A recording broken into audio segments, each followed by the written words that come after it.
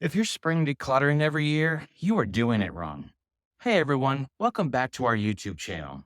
I'm Andy, and today I'm diving into a topic that not only benefits our planet, but also simplifies our lives. We're talking about living a sustainable lifestyle and why it's time to break up with the annual spring decluttering tradition. If you find that you are cleaning and decluttering certain rooms or your entire house every year, then you're just doing it wrong. Before we get started, don't forget to hit the subscribe button and ring the bell for more eco-friendly living tips. Spring is in the air, and traditionally, it's the time when many of us embark on the grand decluttering spree. But what if I told you there's a more sustainable and mindful way to approach our living spaces? Let's explore that a little bit. The problem with annual decluttering. Many of us have fallen into the trap of accumulating more possessions than we truly need throughout the year.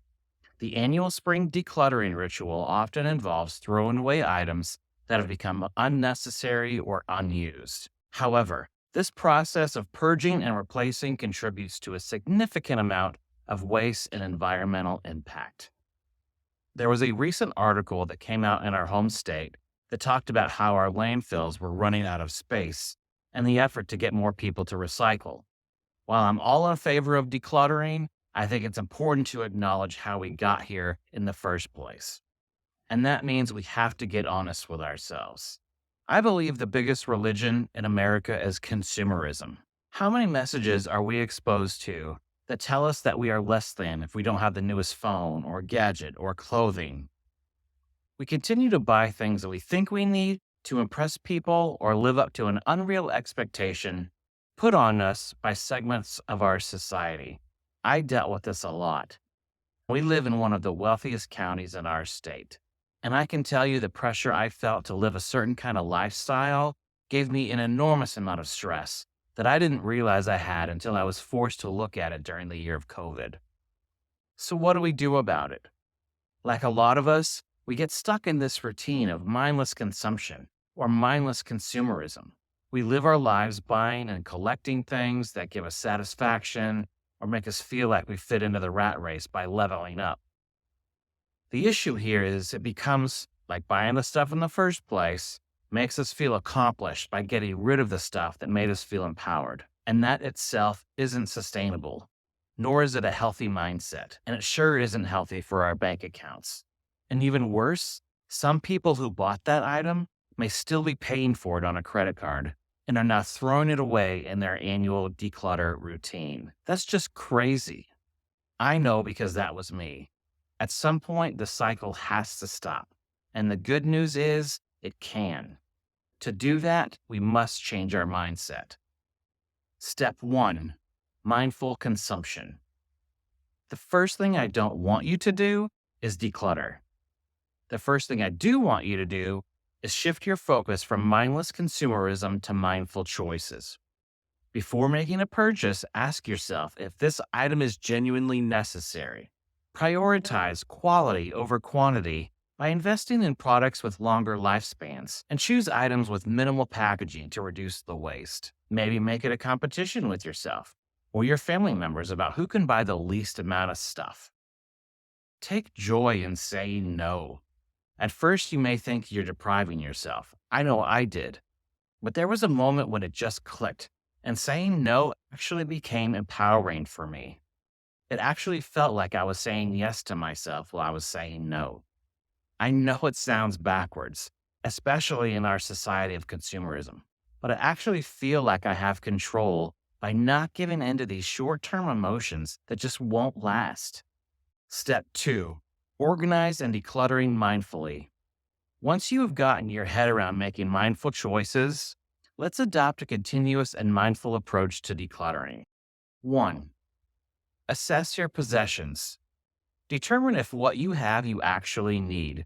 You have to get real with yourself. Donate what you no longer need or not using. Do you know a family that's going through some hard times that they might be able to use what you have? Giving can be as much of a gift to you as it is to them. Otherwise, there are places like Goodwill, the Habitat for Humanity stores, or maybe even your local church can accept those donations. Next, consider exploring your creative side through upcycling and repurposing. For instance, old furniture can be transformed into new functional pieces, and glass jars can become stylish storage containers. This not only reduces the amount of waste to landfills, but also can add a personal touch to your living space. Glass or plastic jars is also a good way to store food. We haven't bought Ziploc storage bags in years as we use leftover jars from other products. As previously discussed, avoid unnecessary purchases in the first place. Just stop buying stuff you don't need. This shift in mindset can lead to a more intentional and sustainable lifestyle and removes the need to declutter in the future. If you do come across something you feel you do need, then ask yourself, where will this go when I'm not using it? Will it be in the way? Are there other uses for it other than what it may have been manufactured to do? If so, this might minimize the need to make another purchase for whatever that need might be. Also, and this is a big one, ask yourself, is what you need a one-use item? Like you just need something for one time? If so, is it something you can borrow from a friend or a neighbor? I remember our youngest daughter was going into middle school and she was going to use a combination lock for the first time, but she was nervous about using it.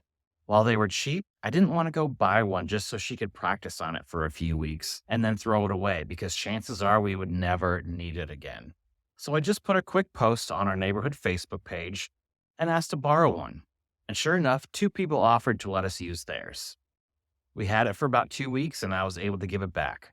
I spent no money, created no waste, and had no need to find a place to store it to probably never use it again. Well, there you have it, folks. Embracing a sustainable lifestyle is not only good for the planet, but also brings simplicity and intention into our lives. Let's break free from the annual spring decluttering cycle and make choices that resonate with our own values. If you enjoyed this video, give it a thumbs up, share it with your friends, and don't forget to subscribe for more tips on sustainable and minimalistic living.